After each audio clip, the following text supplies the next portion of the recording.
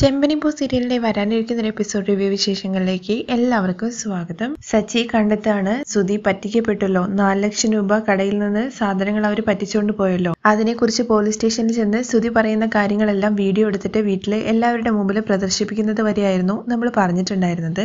ആ എപ്പിസോഡിന്റെ വിശേഷങ്ങൾ കേൾക്കാത്തവർ ആരെങ്കിലും ഉണ്ടെന്നുണ്ടെങ്കിൽ ലിങ്ക് ഞാൻ ഐക്കാർട്ടിലും അതുപോലെ പിൻ കമന്റ് ആയിട്ടും കൊടുത്തേക്കാവേ. വീഡിയോയിലേക്ക് കിടക്കുന്നതിന് മുമ്പായിട്ട് എല്ലാവരും ഒന്ന് വീഡിയോ ലൈക്ക് ചെയ്ത് ഹൈപ്പ് ചെയ്ത് കാണാൻ വേണ്ടി ശ്രമിക്കണേ. അങ്ങനെ എല്ലാവരുടെ മുമ്പിലും ആ വീഡിയോ പ്രദർശിപ്പിക്കുകയാണ്.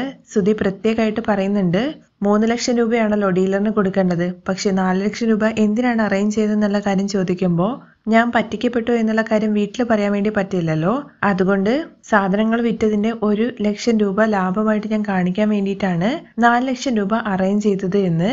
അത് കേട്ട ഉടനെ തന്നെ ശ്രുതിയാണെങ്കിൽ സുധി ഒരു നോട്ടം നോക്കുന്നുണ്ട്.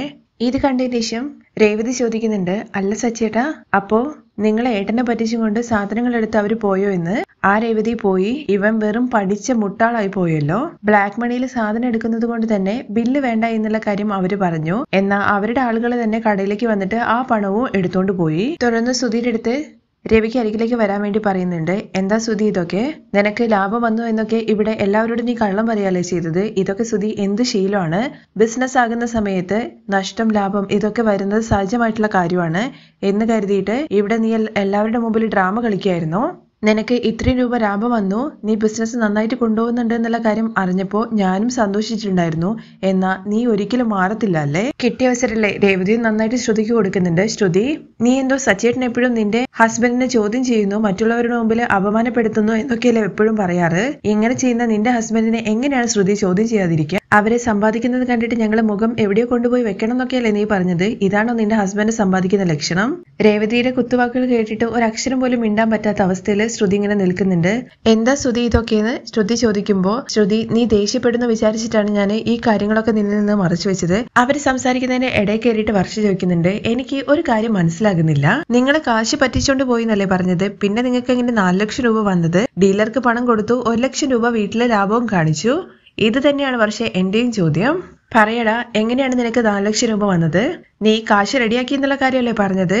അത് എങ്ങനെയാ റെഡിയാക്കിയത്? എനിക്ക് ഇപ്പൊ അറിയണമെന്ന് പറഞ്ഞിട്ട് സച്ചി സുധിക്ക് നേരെ ഇങ്ങനെ ചെല്ലുമ്പോഴേക്ക് സുധി ഇങ്ങനെ പുറകിലേക്ക് ഇങ്ങനെ പോകുന്നുണ്ടേ.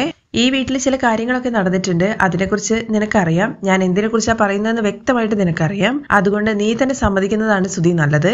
പറയടാ എന്നുള്ള കാര്യം സച്ചി കുറച്ച് ശബ്ദത്തിലാണ് കേട്ടോ പറയുന്നത്. അപ്പോഴേക്കും ചന്ദ്രയാണെങ്കിൽ ഇടയിൽ കയറിയിട്ട് സുധിക്കിട്ടിട്ട് കാരണം നോക്കിയിട്ട് ഒന്ന് പൊട്ടിക്കുകയാണ്. അമ്മയെന്ന് പറഞ്ഞ് വിളിക്കുമ്പോഴേക്കും, പറയടാ നീ എന്തിനാണ് കള്ളം പറഞ്ഞത്? നീ എന്നിൽ നിന്നും കള്ളം പറഞ്ഞല്ലേ എന്നൊക്കെ ചോദിച്ചിട്ട് ചന്ദ്ര എല്ലാവരുടെ മുമ്പിൽ ഡ്രാമ കളിക്കുകയാണ്. ഈ കാര്യം സച്ചിക്ക് മാത്രം മനസ്സിലാവുന്നു. ബാക്കി എല്ലാവരും വിചാരിക്കുന്നത് സുധിക്കിട്ടിട്ട് നല്ല കൊടുക്കുന്നുണ്ട് കള്ളം പറഞ്ഞുകൊണ്ട് എന്നുള്ള കാര്യമാണ്. മറ്റുള്ളവരോട് അങ്ങനെ തോന്നിപ്പിക്കാൻ വേണ്ടിയിട്ട് ചന്ദ്ര സുധിയെ രക്ഷിക്കാൻ വേണ്ടിയിട്ടാണ് ഈ കാര്യങ്ങളൊക്കെ ചെയ്യുന്നത്. സച്ചിക്ക് നല്ല മനസ്സിലാവുന്നുണ്ട്. സുധിയെ അടിക്കുന്നത് കാണുമ്പോഴേക്കും ശ്രുതിക്കാണെങ്കിൽ ഭയങ്കരമായിട്ട് സങ്കടം വരുന്നുണ്ട്. ആന്റി അങ്ങനെ അടിക്കല്ലേ എന്ന് പറഞ്ഞ് തടഞ്ഞു നിർത്തുമ്പോ, നീ വിട് ശ്രുതി, അവൻ എത്ര വലിയ കാര്യമാണ് ചെയ്തത്. അടിയൊന്ന് നിർത്തിയെന്ന് കാണുമ്പോഴേക്കും സച്ചി പറയുന്നുണ്ട്, അച്ഛാ ആ പണം എങ്ങനെയാ വന്നതെന്നുള്ള കാര്യം എനിക്കറിയാമെന്ന്. ആ ശരിയാണല്ലോ, പറയടാ ആ പണം നിനക്ക് എങ്ങനെയാ വന്നതെന്ന് വെച്ചിട്ട് വീണ്ടും സുധിയെ അടിക്കുകയാണ്. ആ പണം നിനക്ക് എങ്ങനെയാണ് കിട്ടിയത്? പറയടാ എന്നിങ്ങനെ പറഞ്ഞുകൊണ്ടിരിക്കുമ്പോഴും ബുദ്ധൂസിനെ പോലെ ഇങ്ങനെ നോക്കി നിൽക്കുകയാണ് സുധി. അമ്മ എന്താ ഉദ്ദേശിക്കുന്നത് എന്നുള്ള കാര്യം സുധിക്ക് മനസ്സിലാവുന്നില്ല. എന്നാ ചന്ദ്ര ഒരു വിരൽ അനക്കിയാല് അത് എന്തിനു വേണ്ടിയിട്ട് അനക്കുന്നത് എന്നുള്ള കാര്യം നമ്മുടെ സച്ചിക്ക് കറക്റ്റ് ആയിട്ട് അറിയാട്ടോ. സുധി ഒന്നും മിണ്ടാതെ നിൽക്കുമ്പോൾ അടുത്ത പോയിന്റ് ഇട്ട് കൊടുക്കുകയാണേ. ആരുടെന്നെങ്കിൽ നീ കടം മേടിച്ചതാണോടാ? പറയടാ ഇങ്ങനെ പറയുന്നുണ്ട്. എടാ വാ തുറന്നിട്ട് പറയാനല്ലേ നിന്റെ അടുത്ത് പറഞ്ഞെന്ന് ചെവിയൊക്കെ പിടിച്ച് വേദനിപ്പിക്കുന്ന രീതിയിലാണ് പറയുന്നത്. അത് കേട്ടിട്ടാണ് സുധി, അതെ അമ്മേ, അതെ എന്റെ ഒരു ഫ്രണ്ടിന്റെ അടുത്ത് കടം മേടിച്ചതാണ്. എന്റെ ഫ്രണ്ട് ആനന്ദിന്റെ അടുത്താണ് അമ്മേ ഞാൻ കടം മേടിച്ചത്. ചന്ദ്രയുടെ ഉദ്ദേശം ഇത്രേ ഉണ്ടായിരുന്നുള്ളൂ. സുധി ഇനി അബദ്ധവശാൽ സച്ചിയുടെ ചോദ്യങ്ങൾക്ക് മുമ്പിൽ രേവതിയുടെ സ്വർണം വിറ്റിട്ടാണ് പണം ഉണ്ടാക്കിയെന്നുള്ള കാര്യം പറയാതിരിക്കാൻ വേണ്ടി ആരുടെന്നെങ്കിലും കടം മേടിച്ചതാണെന്നുള്ള കാര്യം എല്ലാവരുടെ മുമ്പിലും പറയിപ്പിക്കണം. അതിനുവേണ്ടി കളിച്ച ഡ്രാമ മാത്രമായിരുന്നു. അത് പറയുന്നതോട് കൂടിയിട്ട് ചന്ദ്രമതി ഡ്രാമ അവസാനിപ്പിക്കുകയാണ്.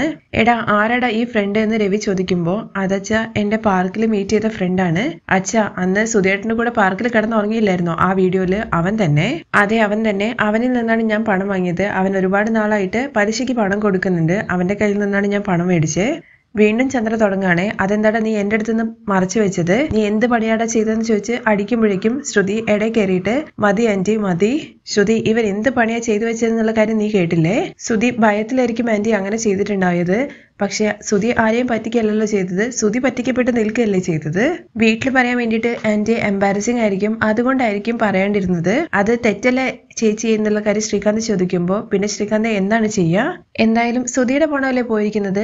സച്ചിയുടെ ചോദ്യം ചെയ്യൽ കണ്ടു കഴിഞ്ഞു കഴിഞ്ഞാൽ എന്തോ അവന്റെ പണം എടുത്തതുപോലെ ഉണ്ടല്ലോ. ശ്രുതി പറഞ്ഞല്ലോ അവന്റെ ഫ്രണ്ടിന്റെ കയ്യിൽ നിന്നാണ് പണം മേടിച്ചതെന്നുള്ള കാര്യം. ശ്രുതിയേട്ടാ, ഈ വീട്ടിലെ ഏറ്റവും കൂടുതൽ പഠിച്ചിരിക്കുന്നത് നിങ്ങളാണ്. ഞാൻ വിചാരിച്ചു ഈ വീട്ടിലെ ഏറ്റവും നോളജുള്ള പേഴ്സൺ നിങ്ങളാണെന്ന്. പക്ഷെ നിങ്ങളെ ഒരാൾ സ്കാം ചെയ്തു പോകുന്നത് പോലും നിങ്ങൾക്ക് കണ്ടുപിടിക്കാൻ അറിയില്ലേ? അത് കഴിഞ്ഞ് രവി പറയുന്നുണ്ട്, എടാ നിനക്ക് പല ജോലിക്ക് നീ പോയിട്ടുണ്ട്, എന്നിട്ട് ഓരോരോ കാര്യങ്ങൾ ഒപ്പിച്ചിട്ട് അതെല്ലാം തുലച്ചിട്ടാ വന്നത്. ബിസിനസ് വെച്ച് കൊടുത്തു കഴിഞ്ഞാൽ നീ നന്നായിട്ട് വരും എന്നുള്ള കാര്യം നീ തന്നെയാ പറഞ്ഞത്. ആ വിശ്വാസത്തിന്റെ പുറത്തല്ലേ നിന്റെ അമ്മായച്ചൻ പണം തന്നിട്ട് നീ ബിസിനസ് ആരംഭിച്ചത്. ഈ കാര്യങ്ങളെ കുറിച്ചിട്ട് അവരറിഞ്ഞിട്ടുണ്ടെങ്കിൽ എന്തായിരിക്കും അവര് നിന്നെ കുറിച്ച് വിചാരിക്കുക? കുറച്ചെങ്കിലും ബുദ്ധി ഉപയോഗിച്ചിട്ട് കാര്യങ്ങൾ മുന്നോട്ട് കൊണ്ടുപോകാൻ വേണ്ടിയിട്ട് ശ്രുതി നിനക്കറിയില്ലേ? ഇവന് എന്ത് പണി ഒപ്പിച്ചു വെച്ചെന്നുള്ള കാര്യം രവിയേട്ട നിങ്ങൾ കണ്ടില്ലേ? ഇവൻ എന്റെ അടുത്തും കള്ളം പറഞ്ഞു. അതുപോരാത്തതിന് അവൻ എനിക്ക് പങ്കും കൊണ്ട് തന്നിരിക്കുന്നു. ചന്ദ്രേ, ഇതെല്ലാം നീ ചെല്ലം കൊടുത്ത് വളർത്തിയതിന്റെ പ്രശ്നമാണ്. ചെറുപ്പം മുതലേ ഇതുപോലെ അടിച്ചു വളർത്തിയായിരുന്നെങ്കിൽ അവൻ ഒരിക്കലും ഇങ്ങനെ ആവില്ല. എന്തായാലും നീ ടെൻഷൻ ആവണ്ട. നീ ടെൻഷൻ അടിച്ച അവസാനം നിനക്ക് എന്തെങ്കിലും വരും. ഇവനെ പോലെ ഒരുതനെ പ്രസവിച്ച എനിക്ക് എന്തേലും ആയി പോകും. നീ എന്റെ മുഖത്ത് പോലും നോക്കി പോകരുത് എന്ന് പറഞ്ഞ് ചന്ദ്ര ദേഷ്യം പിടിച്ചിട്ട് എല്ലാവരുടെ മുമ്പൊന്നും പോവാണ്. നീ ഇനി എന്നാണ് അവ തിരുത്താൻ വേണ്ടി പോകുന്നത് എന്നുള്ള കാര്യം ദൈവത്തിന് മാത്രമേ അറിയൂ എന്ന് പറഞ്ഞിട്ട് രവിയും അതിന്റെ പുറകെ പോകുന്നുണ്ട്.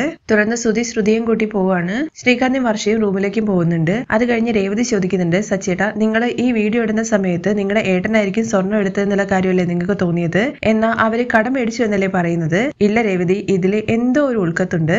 രേവതി അത് കഴിഞ്ഞ് അടുക്കളയിലേക്ക് പോകുന്നുണ്ട്. സച്ചി ഇങ്ങനെ എന്തൊക്കെയോ ആലോചിക്കുന്നുണ്ട്. റൂമിലെത്തിയതിനു ശേഷം ശ്രുതിയാണെങ്കിൽ ശ്രുതിയുടെ അടുത്ത് ചോദിക്കുന്നുണ്ട്, ശ്രുതി ഇത്രയും നാളെ എന്നെ പറ്റിക്കുകയായിരുന്നു അല്ലേ എന്ന്. ശ്രുതി, കട തുടങ്ങിയിട്ട് കുറച്ച് ദിവസങ്ങൾക്കുള്ളിൽ തന്നെ ഞാൻ ഇങ്ങനെ പറ്റിക്കപ്പെട്ടു എന്നുള്ള കാര്യം എങ്ങനെയാണ് ഇവിടെ വന്ന് പറയാ? ശ്രുതിക്ക് അറ്റ്ലീസ്റ്റ് എന്റെ അടുത്തെങ്കിലും പറഞ്ഞുകൂടായിരുന്നോ? ശ്രുതിയുടെ അടുത്ത് പറയാൻ വേണ്ടിയിട്ട് തനിക്ക് പേടിയായിരുന്നു എന്നും താൻ വെറും ഒരു മണ്ടനാണെന്നുള്ള കാര്യം ശ്രുതി വിചാരിക്കുന്നൊക്കെ ശ്രുതി പറയുന്നത് കേൾക്കുമ്പോ, ശ്രുതി ഞാന് നിന്റെ വൈഫാണ്, നിനക്ക് എന്റെ അടുത്ത് പറയാൻ മാത്രം എന്താ ഇത്ര എംബാരസിങ്?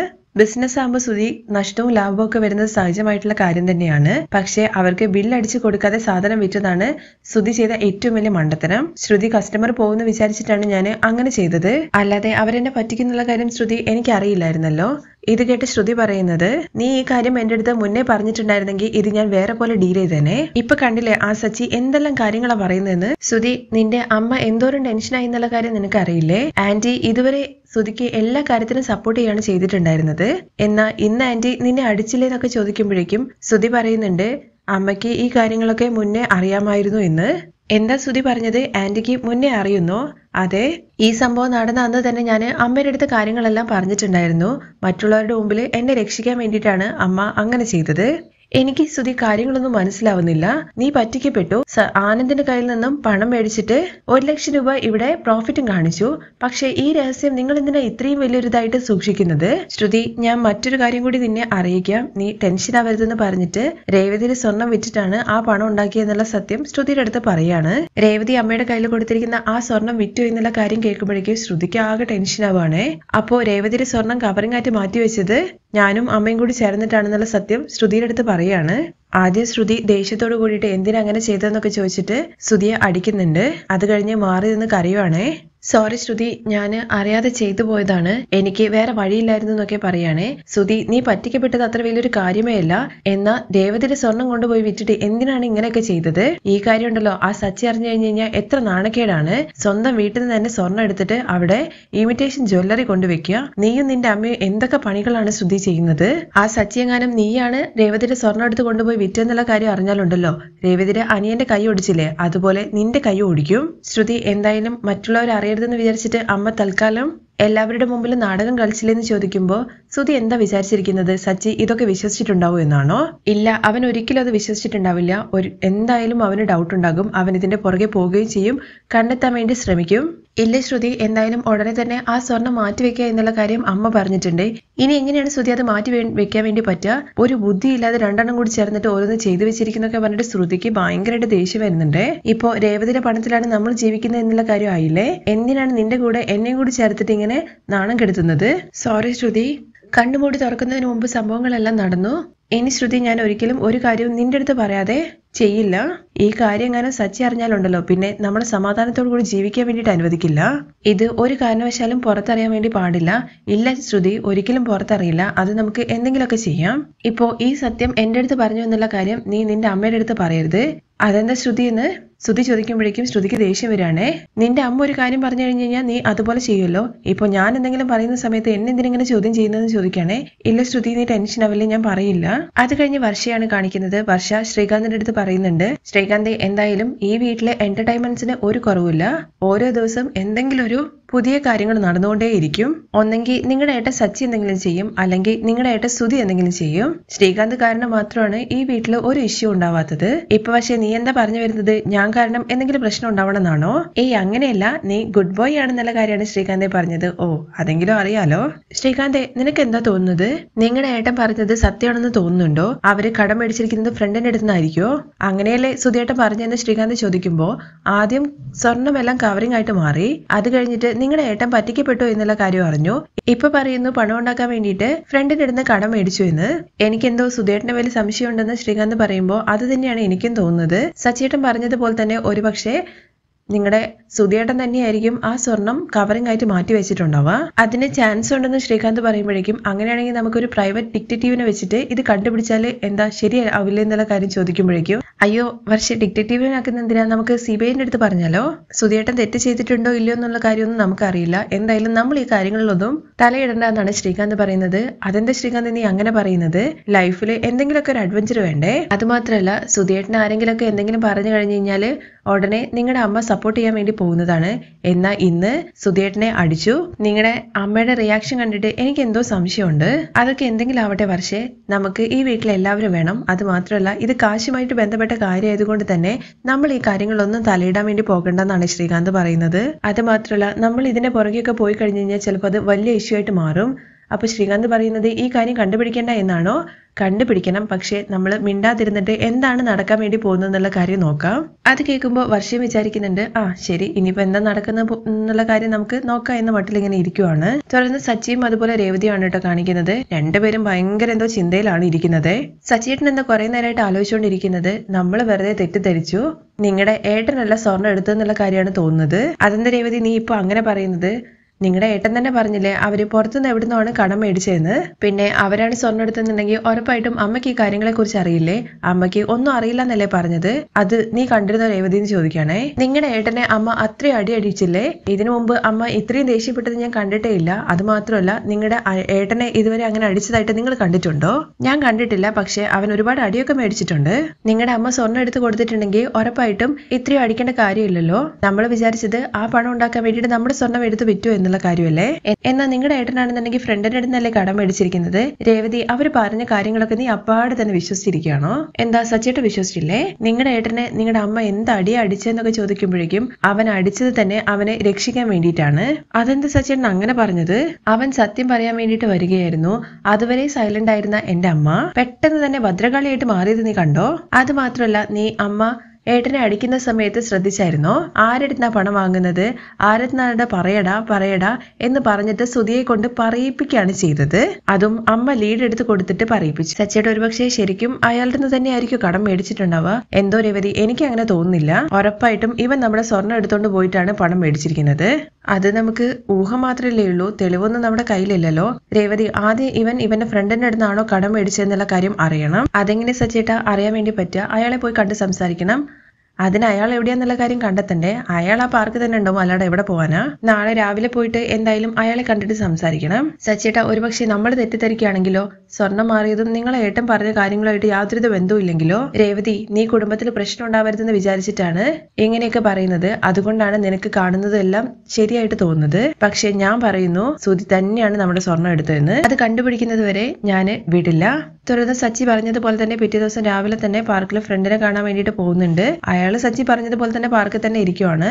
ആദ്യം സച്ചി നേരിട്ടും കണ്ട് സുധിയുടെ കാര്യങ്ങൾ ചോദിക്കാൻ വേണ്ടി പറ്റില്ലല്ലോ. അതുകൊണ്ട് കുറച്ച് പൈസ കടമായിട്ട് സച്ചിക്ക് കൊടുക്കുമോ എന്നുള്ള കാര്യം ചോദിക്കുന്നത്. ഒരു 2 ലക്ഷം രൂപയോളം ചോദിക്കുന്നുണ്ട്. ഞാനിവിടെ 20,000 30,000 അതിന് മുകളിൽ കാശൊന്നും കടം കൊടുക്കാറില്ല. ഇത്രയും പണമൊക്കെ എന്റെ കയ്യിൽ ഒറ്റയ്ക്ക് ഉണ്ടെന്നുണ്ടെങ്കിൽ ബാങ്കിൽ ഡെപ്പോസിറ്റ് ഇട്ടിട്ട് ഞാൻ ആ പലിശ കൊണ്ട് ജീവിക്കില്ലായിരുന്നു. അപ്പോൾ നിങ്ങളുടെ കയ്യിൽ നിന്ന് സുധി പണം മേടിച്ചു എന്നുള്ള കാര്യമാണല്ലോ പറഞ്ഞത്. സുധിക്ക് ഞാൻ 1 രൂപ പോലും കൊടുത്തിട്ടില്ല എന്നും പണ്ട് ഒരു 20,000 രൂപ കൊടുത്ത് തന്നെ അവന്റെ ഭാര്യയാണ് തനിക്ക് തിരിച്ചു തന്നത്. അവന് ആ 20,000 രൂപയ്ക്ക് വേണ്ടി തന്നെ അവൻ എന്നെ ഈ ലോകം മൊത്തം ചുറ്റിച്ചിട്ടുണ്ട്. അതുകൊണ്ട് ഒരു 5 പൈസ പോലും ഞാൻ അവന് കടമായിട്ട് കൊടുക്കില്ല. അതിൽ നിന്ന് സച്ചിക്ക് മനസ്സിലാവുന്നുണ്ട് സുധി കടം മേടിച്ചിരിക്കുന്നത് ആനന്ദിന്റെ കയ്യിൽ നിന്നല്ല, അവൻ ചുമ്മാ കഥ ഇറക്കിയതാണ്. സ്വർണം എന്തായാലും സുധി തന്നെയാണ് എടുത്തതെന്നുള്ള കാര്യം കൺഫേം ചെയ്യാണ്. ഇനി അത് കണ്ടുപിടിക്കാൻ വേണ്ടിയിട്ട് നമ്മുടെ സച്ചി പുതിയൊരു ഐഡിയ ഇറക്കുന്നുണ്ട്. സുധിയുടെ ഭയം സുധിയെ കുരുക്കിൽ കൊണ്ടുപോയിട്ട് വീഴ്ത്തും ചെയ്യുന്നുണ്ട്. അതിന്റെ വിശേഷങ്ങൾ നമുക്ക് നാളെ കേൾക്കാട്ടോ. ബാക്കി വിശേഷങ്ങൾ കേൾക്കാൻ താല്പര്യമുണ്ടെന്നുണ്ടെങ്കിൽ നെക്സ്റ്റ് എപ്പിസോഡിൽ നിന്ന് കമന്റ് ചെയ്തേക്കണേ. താങ്ക്